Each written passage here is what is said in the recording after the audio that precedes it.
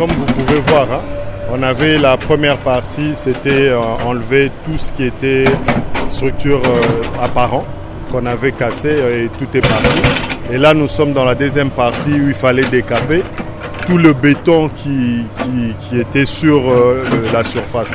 Là, on est en train de continuer et de l'autre côté, on a déjà commencé à évacuer.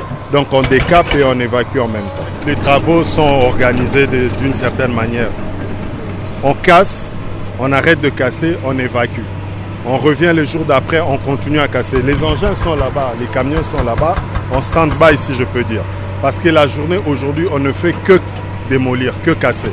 Et une fois que le marteau-piqueur a fini son travail, la pelle vient pour remplir les bennes et ça part. Mais les travaux, c'est quoi? C'est déjà ce qu'on fait. Après, comme j'ai toujours dit, construire le marché central, ce n'est pas poser une brique sur l'autre. Nous avons 1789 pieux à poser et ça va prendre du temps. Donc, voir les choses qui vont dépasser cette clôture-là, il faut être un peu patient. Parce que nous profitons de la saison sèche pour finir avec les pieux. Et une fois ça, c'est fini, les briques, ça va aller vite. Vous allez les voir, ça va dépasser la clôture, ça ira très vite. Arrière-grand-père.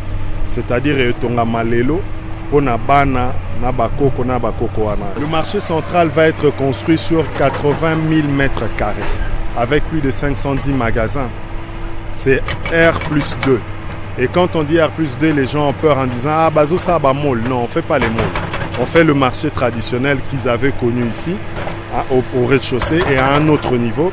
Et tout autour, le deuxième niveau, c'est que les magasins. Donc, qui prennent leur mal en patience, ils ne vont plus vendre par terre. Ils vont vendre dans des conditions correctes.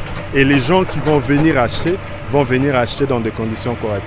Il y a une maman qui pleure parce qu'on a cassé le marché central. Elle ne sait plus où vendre.